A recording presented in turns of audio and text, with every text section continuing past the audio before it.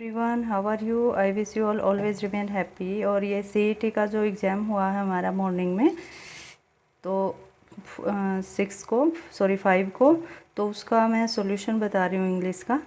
तो ये 56 से इंग्लिश के क्वेश्चन स्टार्ट होते हैं। तो 56 जो अपना क्वेश्चन है उसमें क्या है, rearrange the following parts of a sentence labelled as PQRS to make a meaningful sentence.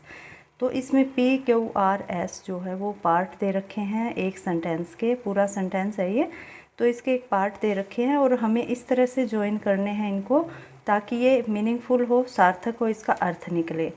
तो देखिए, सबसे पहले ये अंडरस्टूड ही है, ये द पावर ऑफ नोबल, यहाँ से स्टार्ट होगा ये आर से। तो इसका मतलब क्या हुआ, अगर आर से ये स्टार्ट है तो फर्स्ट अपना ऑप्शन ख़त्म, हम देखना ही नहीं है, और 4 भी ख़त्म। तो अब रहते हैं ये 2 ऑप्शन। तो देखिए, the power of noble deeds is to be, तो आर के बाद पी आएगा। तो सेकंड जो है वो अपना करेक्ट ऑप्शन है। अब पूरा सेंटेंस आप देख लीजिए, the power of noble deeds is to be preserved and passed on to the future. ये अपना बनेगा पूरा मीनिंगफुल सेंटेंस इसका। तो it's mean second option is the correct option.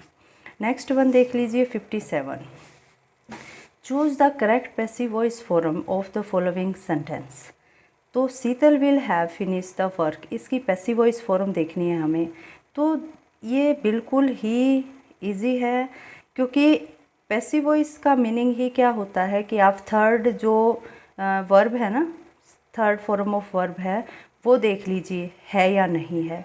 अगर वो भी है तो फिर हेल्पिंग वर्ब देख लीजिए, वहीं से हमें दूसरे सेंटेंस जो हैं वो अलग करने लग जाएंगे हम। जैसे कि अब इसमें देखिए, फर्स्ट ऑप्शन ही करेक्ट है। वैसे मैं बता रही हूँ पहले ही, फर्स्ट ऑप्शन करेक्ट है। क्यों है, the work will have been finished by Sheetal, इसमें थर्ड फॉर्म भी है, बीन जो है वो हेल्पिंग वर्ब भी यूज़ की है। अब मैं साथ में गलतियाँ भी बता रही हूँ उनकी, ताकि नेक्स्ट जब भी आप कभी एग्जाम दो तो आप ध्यान रख सको वो इसके बारे में। अब सेकंड में क्या मिस्टेक की उन्होंने, देखो विल तो लगा दिया, हैव छोड़ दिया, हम नहीं छोड़ सकते, जो भी है हमारे पास वो तो रखना ही है हेल्पिंग वर्ब। साथ ही साथ हमें क्या करना था कि अपनी तरफ से हेल्पिंग वर्ब भी यूज करनी थी। तो ये इसीलिए गलत है क्योंकि इन्होंने हैव को ही छोड़ दिया। नेक्स्ट जो है इज़, इसका क्या मीनिंग हुआ, यहाँ पे कुछ भी मीनिंग नहीं हुआ।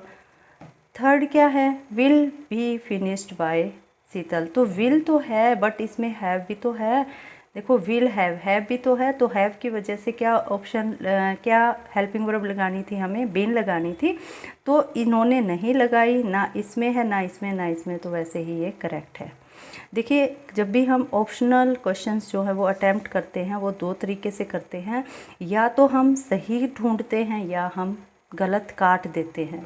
कैसे, अगर हमें मान लो वॉइस पता ही ना हो कि कौन सी आएगी, लेकिन जस्ट ये तो पता है कि भाई थर्ड फॉर्म आती है, हेल्पिंग वर्ब आती है, और ऑब्जेक्ट सब्जेक्ट की जगह, सब्जेक्ट ऑब्जेक्ट की जगह।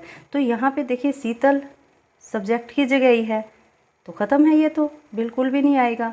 सेकंड जो है इज़ लगा दिया, जबकि ये सेंटेंस किस में है, फ्यूचर में है, विल में है, तो ये भी गया। नेक्स्ट में क्या किया, ये फ्यूचर इंडेफिनिट का बना दिया, हैव को छोड़ दिया, ऐसे भी नहीं होगा। तो इस तरह से ये बिल्कुल ही गलत हैं। तो ऑप्शन करेक्ट कौन सा है, ये है। नेक्स्ट अपना आ जाता है 58। Pick out the correctly spelled words. जो सही जिसकी स्पेलिंग है वो आप चूज कीजिए इसमें से।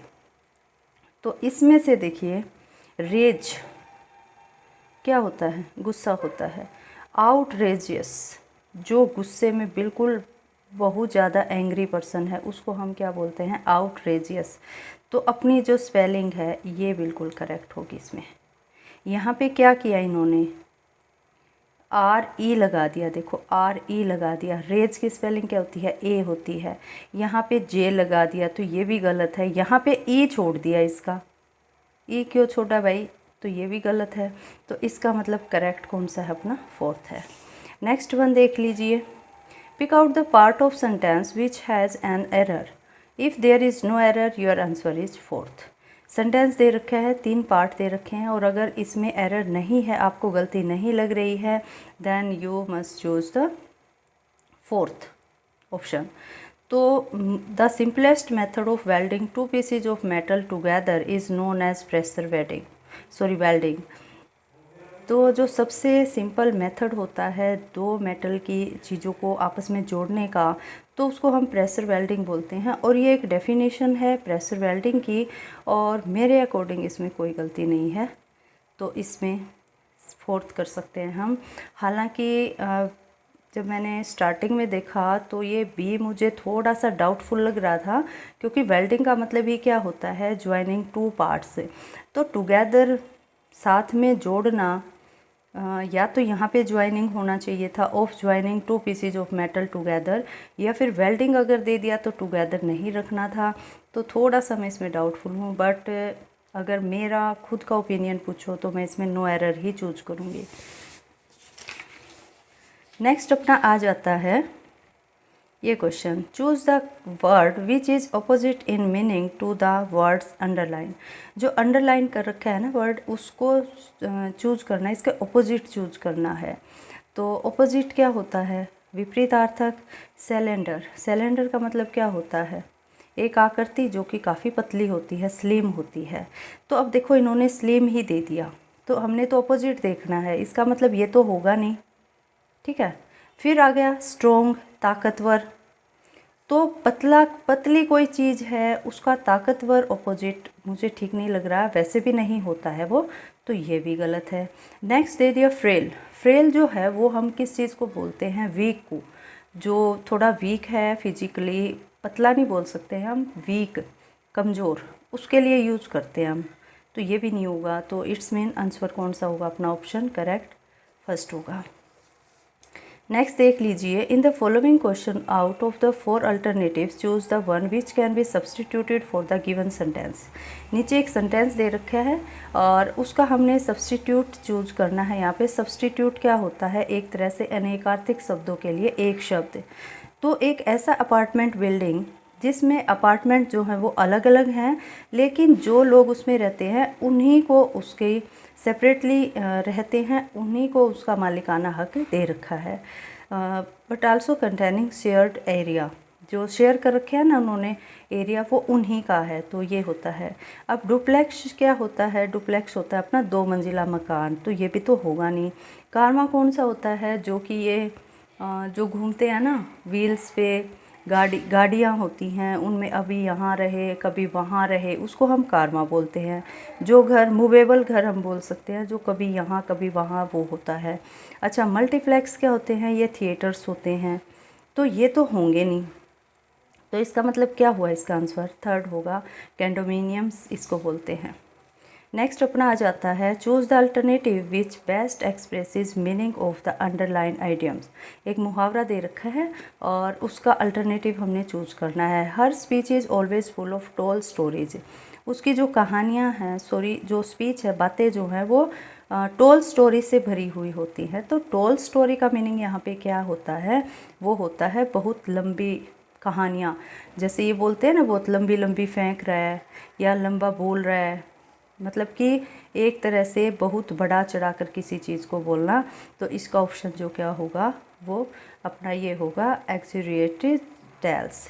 और सेकंड क्या है, रियलिस्टिक, जो वास्तविक होती है, ये होगी नहीं। लॉन्ग लंबी कहानियाँ नहीं होंगी। हेरोइक, वीरता से भरी हुई, ये भी नहीं होंगी।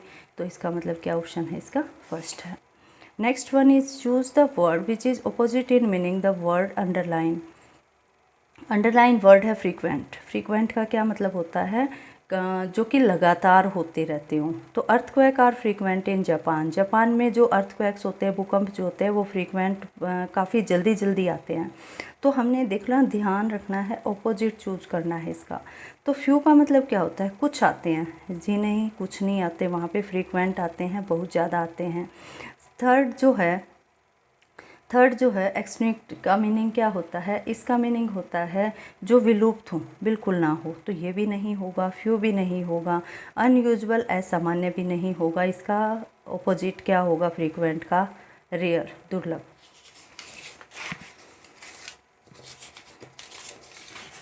नेक्स्ट अपना आ जाता है, ये क्वेश्चन है एक, देख लीजिए, मिस प्रिंट है थोड़ा सा तो मैंने पेन से लिख दिया ये। The old man is looking forward the visit of her grand children, तो इसमें first option is the correct, 2 आ जाएगा इसमें।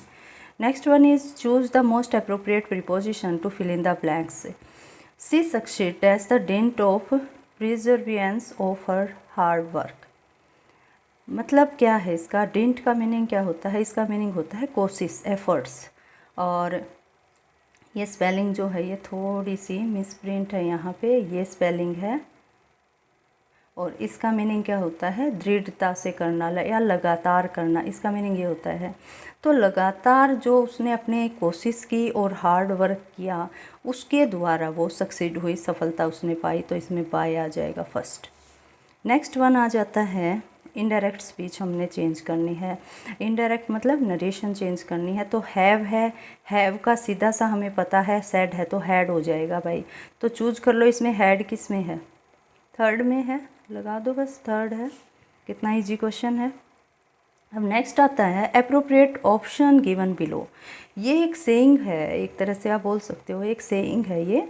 तो सॉरी, तो इसमें क्या है, the battle of Waterloo was won, यहाँ पे आएगा ये, on the playing field of atom. Atom का जो प्लेइंग फील्ड था, खेलने का जो एरिया था, वहाँ पे वाटरलू का युद्ध लड़ा गया।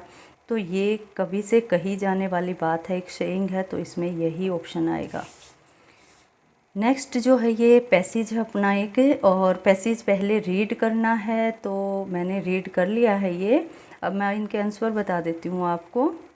Beside the world oldest civilization, India also the world's dash largest country।